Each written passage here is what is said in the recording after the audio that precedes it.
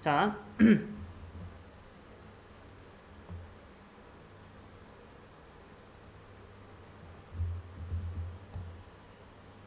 됐습니다.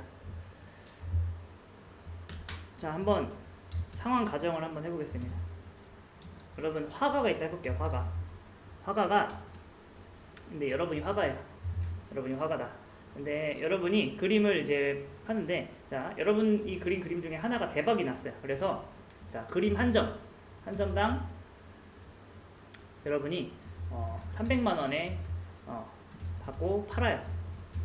엄청난 그 네. 엄청난 금액은 아니죠. 왜냐면은 한 점을 그리는데 예를 들어서 여러분이 오래 걸릴 수 있잖아요. 자, 그런데 한번 이렇게 한번 해볼게요. 자,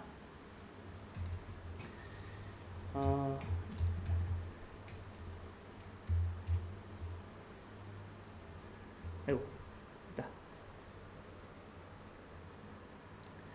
자, 여러분이 이게 그림을 그리는 데 있어서 여기 그림이라 해볼게요. 여기다 이제 그림을 그리고요. 여기다가 그림을 그리고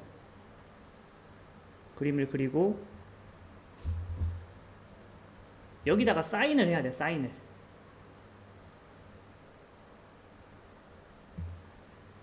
해야 됩니다. 그 다음에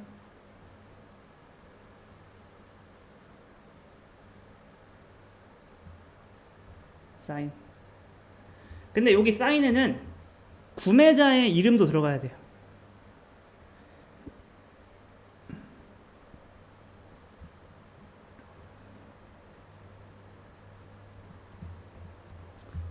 자, 그러면 잘 생각해보세요. 자, 여러분이 이거를 그림 한 점을 그리는 데 있어서, 한 점을 완성하는 데 있어서 300만 원 파는데, 여러분 보세요.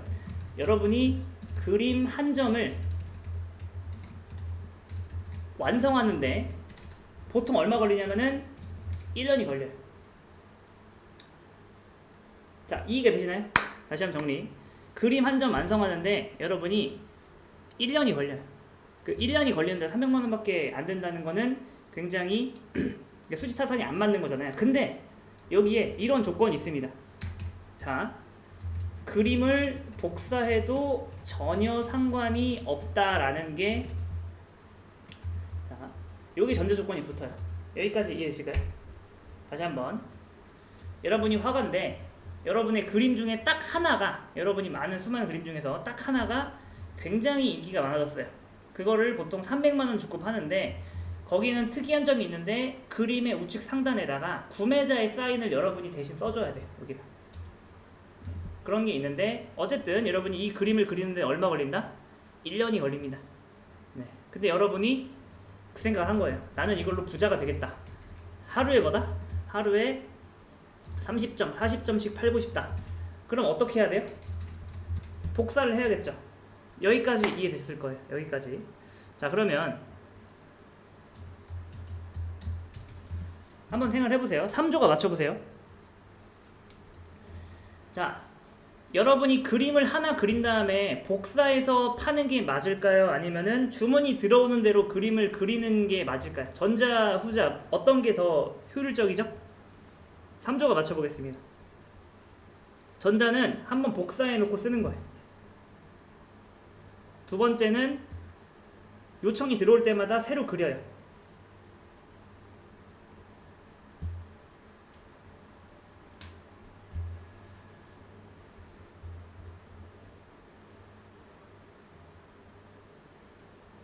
그렇죠? 자, 그러면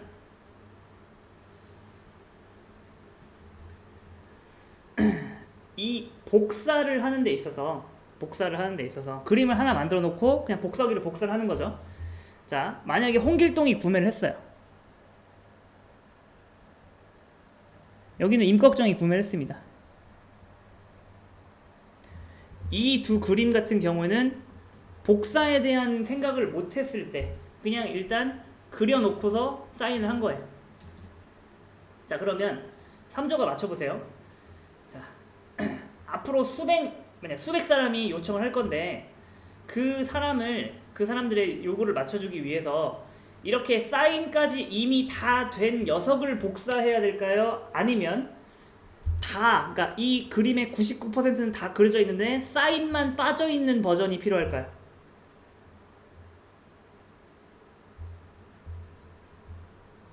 그렇죠, 그렇죠. 사인이 빠져 있는. 자, 그리고 이런 꼼수가 가능한 이유는 뭐예요? 꼼수가 가능한 이유는 네, 화가의 이 그림이요. 네. 사실 엄밀히 말하면은 그림을 300명한테 팔면 300명 다 다른 그림이다. 왜냐면은 여기 사인이 다르잖아요. 하지만 그 부분이 어때요? 너무나 미미하죠. 그런 경우에는 오히려 뭐다? 완성된 거를 미리 만들어 놓는 거는 바보예요.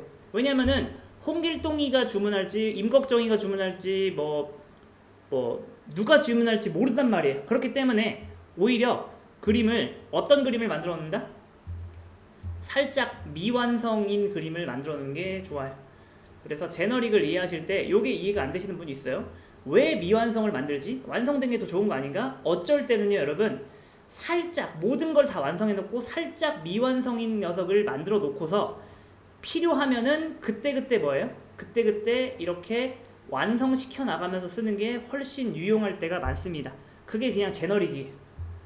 그래서 제너릭의 본질은 뭐다? 미완성 클래스입니다. 그럼 완성은 언제 시키냐? 사용할 때 이렇게 하면 돼요. 그러면 예를 들어서 이런 게 있다 해볼게요. 자, 서로 다른 5종의 클래스가 있어요.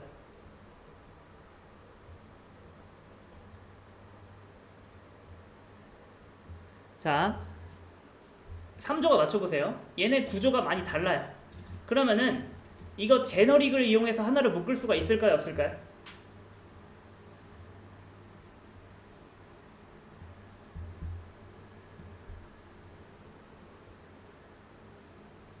근데 구조가 많이 다르다는 가정하에 얘네들의 구조가 서로 달라요. 네, 구조가 많이 다르다는 가정하에는 안 되죠. 그러니까 제너릭이 모든 걸 해결해주지 않아요. 만약에 이 화가한테요, 모든 고객이 저마다 새로운 그림을 요청했다면은 이런 꼼수를 쓸 수가 없을 거예요. 그러니까 이 화가가 나한테 요청하는 사람들이 보니까 다 그림 하나, 딱 그 하나만 요청하네. 그래가지고 이 사람이 뭐 한 거예요? 그림을 복사하자라는 생각을 해놓은 거죠. 할 수 있는 거죠. 근데 만약에 이 화가한테 그림 요청이 아무리 많이 들어와도 그 그림이 매번 다양해요. 그러면 이 사람 복사 못해요. 이런 제너릭 같은 방법을 쓸 수가 없다. 그래서 제너릭은 언제만 가능해요? 요런 데만 가능한 거예요. 요런 데. 그러니까 로직은 거의 비슷한데 뭐예요? 아주 사소한 부분이 다른 경우이잖아요. 아주 사소한 부분. 그리고 그게 로직에 관련된 부분도 아니고 그냥 데이터 타입에 관련된 부분. 그런 거면은 뭐가 가능하다? 제너릭을 쓸 수가 있어요. 그래서 제가 여태까지 이걸 뭐라고 했죠? 이건 뭐예요? 저장소인데 무슨 버전의? 인트 버전의 저장소다. 얘는 뭐예요? 더블 버전의 저장소다. 얘는 뭐예요? 사과 버전의 저장소다. 이렇게 정말 거의 비슷한데 살짝 1%가 다른 그 정도는 제너릭을 적용할 수 있지만 여기보다 좀 더 달라지면 제너릭을 적용하기 어렵다. 됐습니다.